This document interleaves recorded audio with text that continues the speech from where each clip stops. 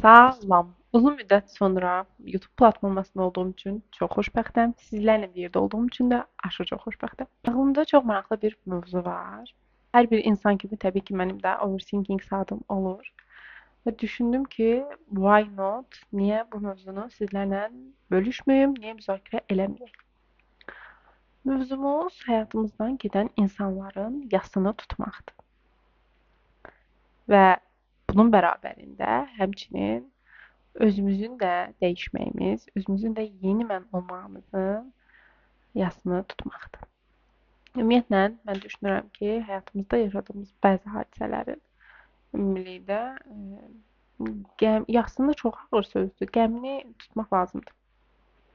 Çox xatircəm danışdım, indi sistemləşdirəcəm. Birinci başlayaq təbii ki, özümüzdən. Nəzərə alsaq ki, hər il yaşımız artır və bizim həyatımızda hadisələr dəyişir, xüsusiyyətlərimiz dəyişir, yaşadığımız həyat şərtləri dəyişir bəzən və keçmiş bizlə bugünkü bizi müqayisə eləyəndə, baxanda, düşünəndə bəzən üzümüzə sevinc emosiyası gəlir, bəzən kədər, bəzən heyfsilənmək.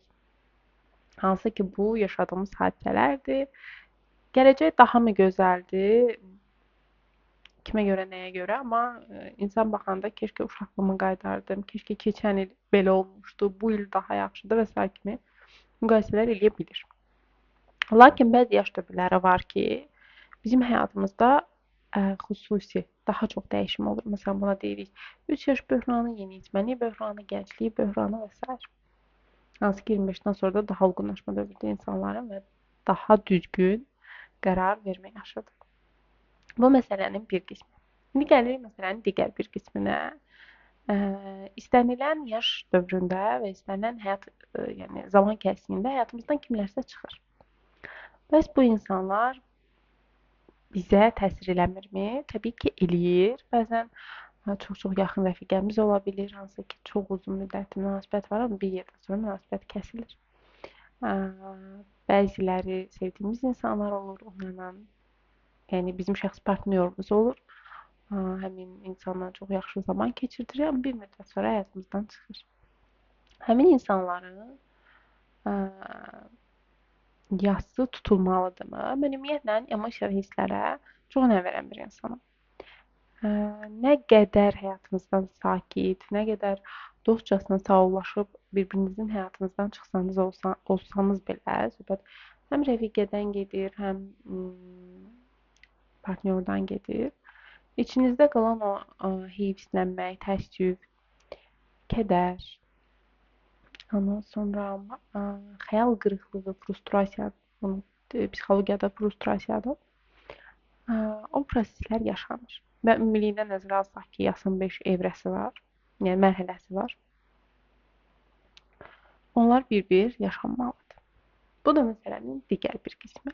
Amma burada əsas sual nədir və xüsusilə toxunmaq istədiyim mövzu nədir, hissə nədir belə deyim.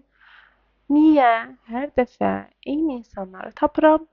Niyə hər dəfə eyni, məsəl üçün, buna iş yerləri aiddir, buna dostlara aiddir, buna şəxsi həyatımızdakı partnyorlara aiddir. Niyə hər dəfə eyni situasiyanın içində oluram sualıdır. Gəlin buna danışaq. Həyatımızın müxtəlif sahələri var ki, ümumiyyətlə mən deyərdim, bütün sahələrdə həyat seçimlərdən ibarətdir. Və beynimizi necə düzgün idarə edəcəyimizdən.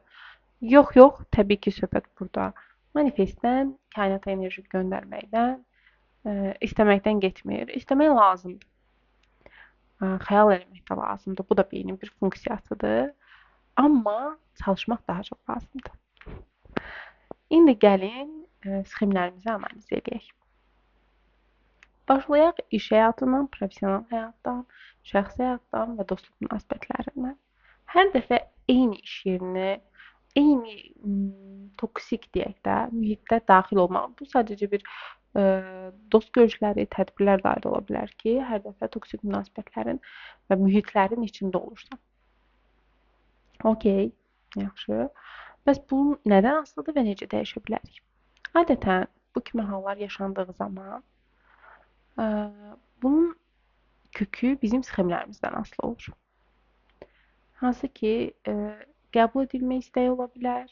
Özünü qiymətləndirməmizin aşağı ola bilər. Məsələn, insan özünü aşağı səviyyədə qiymətləndirir və ona görə hər zaman toksik, idarə edən deyək, tərəflərə meyilli olur və düşünür ki, onun idarə olunmağa ehtiyacı var, onun tabe olmağa ehtiyacı var, onun insanlar tərəfindən qəbul edilmək üçün belə bir partnyora ehtiyacı var. Və müxtəlif sxemlər, hansı ki, bu sxemlər bizim yaşadığımız ailədən asılıdır. Onların bizə yeritdiyi və təbii ki, burada cəmiyyət qanunları və qaydalarından da gedir söhbət, cəmiyyətin bizə yeritdiyi sxemlərdir ki, bunlar dəyişilmir. Bütün videolarımda dediyim kimi, bəli, biz bu sxemləri dəyişə bilirik. Çünki insan müəyyən yaşdan sonra mənə görə özünü tərbiyə ilə məşğul olmalıdır. Razıyam, müəyyən yaşa görə ailələrimizlə bir yerdə yaşayırıq, ailələrimizin bizə yeritdiyi sxemlərlə böyüyürük. Amma müəyyən müddətdən sonra, əgər o sxemlər sizi narahat edirsə və normal yaşamınıza mane olursa, o sxemləri dəyişmək istəməlidir, bəli. Və burada da tam olaraq özünü tərbiyə prosesi başlayır. Çətin və məşəqqətli oldu, amma çox da qəşəng nəticələri olur. Belə, qayıdaq mövzumuza. Mövzumuzun digər bir hissəsi isə çox önəm və vacibiyyət daşıyan iş mühitləridir ki, niyə mən hər dəfə eyni iş mühitində oluram, toksik münasibətlərdə oluram, heç kimsə mənim dəyərimi görmür, necə belə loru dillə desək, işə necə can yandırdığımı görmür. Bəs niyə mən eyni situasiyaları yaşayıram? Hətta belə düşüncələr olur ki, artıq yorulmuşam, bezmişəm, istəmirəm bu kimi hallarla qarşılaşmaq, ümumiyyətlə işləmək istəmirəm və s. Yenə deyirəm, bu yaşadığımız situasiyanın da kökündə sxemlərimiz dayanır. Hansı ki, mən yetər qədər savadlı deyiləm, yetər qədər bacarıqlı deyiləm. Bu kimi mühitlərdə ancaq qəbul edilə bilərəm, ancaq məsələn, bu sxemdən də çox qarşılaşıram seanslarda, hansı ki, mən ancaq toksik mühitlərdə var ola bilərəm, hansı ki, o bizə yerilən dişimlə, dırnağımla bir yerə gələ bilərəm, ancaq dalaşa-dalaşa, ancaq qəbul edilməyə, özümü təsdiq eləyə, hansı ki, bunun da kökündə özünü təsdiq eləməyə ehtiyacı duyur. Zamanında kimlərəsə özümüzü təsdiq edə bilmədiyimiz üçün hal-hazırda həmin mühitli təsdiq edilmə, qəbul edilmə, hansı ki, onun da çox çətin olduğu mühitləri, iş yerlərini və həmçinin münasibətləri də tapa bilirik ki, mən qəbul edilmək istəyirəm. Lap dərinə gedib həmin düşüncəni tapıb fərqindəlik yaşayanda fərqində olursunuz ki, mən bunu dəyişə bilərəm və indiyə qədər yaşadığım hər şeyin kökü budur da. Yəni mən ona görə bu qədər əziyyət çəkirdim, ona görə eyni situasiyaları yaşayırdım. Bu həmçinin dostluq münasibətlərinə də aiddir. Hansı ki, mən əlimdən gələn eləyirəm, amma qarşı tərəf mənə o eləmir. Biz eyni addımları atmırıq bir-birimizə. Nəyə görə də mən niyə bunları yaşayıram? Bu situasiyada da eyni düşüncələr var. Hansı ki, sxemlər müxtəlifdir, amma yenə də kökü bir yerə gedib çıxır ki, mən daha çox etməliyəm qəbul edilmək üçün. Ona görə əlinizdən gələn ən yaxşısını edirsiniz və daha çox edirsiniz. Hansı ki, qarşı tərəfə nə isə eləmək, belə deyim də, hissəsi buraxmırsınız. Düşünün, mən buradayım, siz oradasınız və mən sizə daimi olaraq addım atıram. Artıq sizin addım ata biləcəyiniz bir hissəniz qalmır, bir yeriniz qalmır, amma düşünürsünüz ki, o mənə heç eləmədi axı, çünki onun addım atacaq bir məsafəsi qalmayıb aranızda. Nə etməliyik? Ən önəmlisi, nə etməliyik sualı varsa beyninizdə, ona da bir qısa aydınlıq gətirim.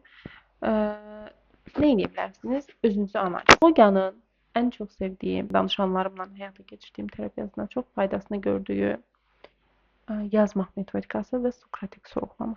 Yazırsınız. 1. Mən nə istəyirəm? Mən niyə bu situasiyadayım? Və ən önəmlisi, bizə bunu fakültədə, psixologiya fakültəsində iş halına gətirdilər bunu bizdə ki, özünüzə kənardan baxmağı öyrənin.